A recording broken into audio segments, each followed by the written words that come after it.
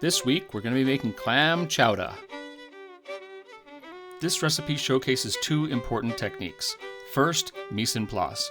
If you've ever watched a cooking show or seen a chef guest star on a talk show, you may think, oh, this recipe looks so easy, only to try it yourself and realize how hard it is. One of the main reasons is mise en place. When the chef goes to cook, all the prep has been done. The vegetables have been all chopped, ingredients have been measured, everything is right there ready to go. This is mise en place.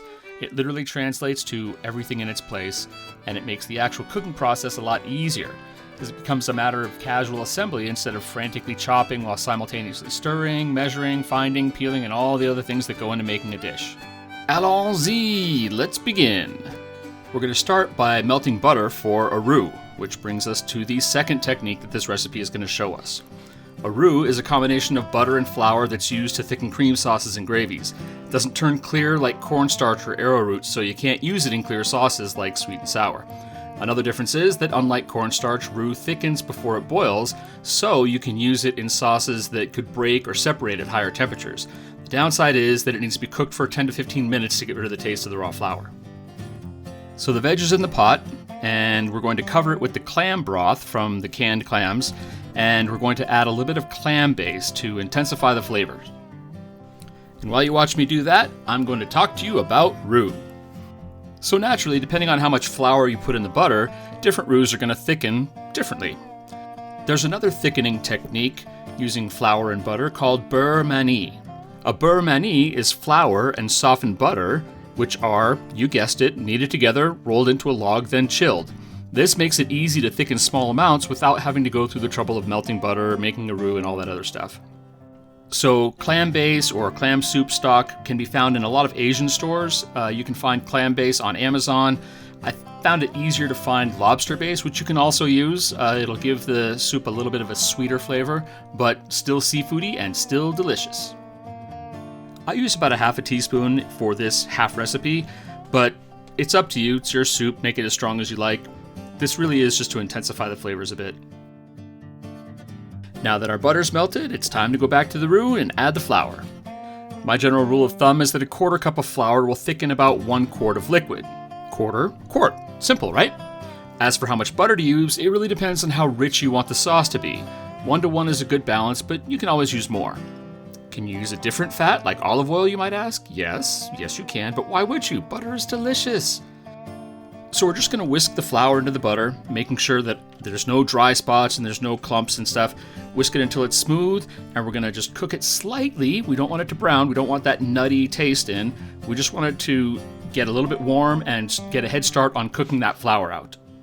While you're making that roux, make sure you stir your veg every now and then, just so that it all gets cooked evenly. Now it's time to preheat your half and half. So I open it up, pull the top, I squeeze as much air out as I can, and then I recap it. When you warm it up, obviously things expand when they get warm, and you don't want this to blow up inside your microwave. That would be a mess, and nobody got time to clean up that stuff. So after about 10 or 15 minutes, check your potatoes, stick a fork in them, and see if they break easily. If they do, they're done, and if they're done, everything else is done. If they don't, you need more time. So once the potatoes are done, it's time to add the hot half and half.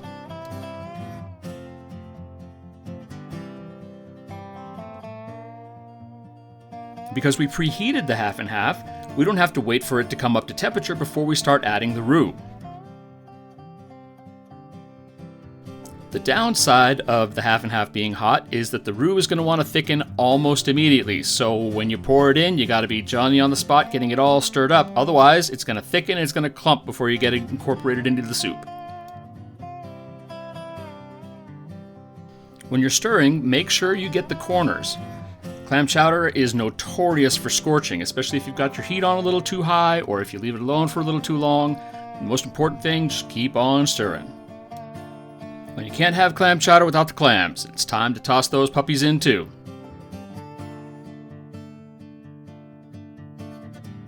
And like I keep on saying, this is your soup. Make it how you like. If you want to add more clams, add more clams. If you want to add less clams, add less clams. Nobody's going to call the cops on you.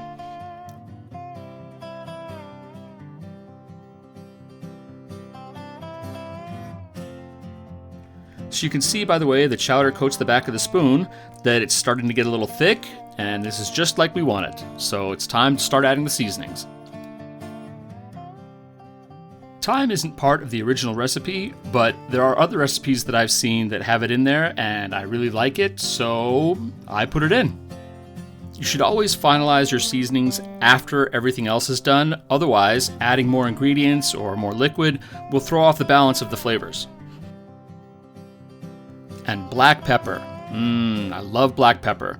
I made this for my Grandma Mitchell once, and I put black pepper in it, and she, being a dyed-in-the-wool New Englander, told me explicitly that clam chowder does not have black pepper in it. But it's my clam chowder, and my clam chowder does have black pepper in it.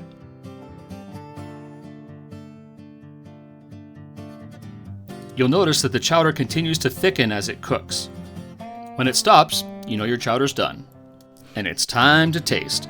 Only a fool would serve something he hasn't tasted. And yes, I know from experience. So there you go, clam chowder. Serve it with hot, crusty bread and real butter, because butter's delicious.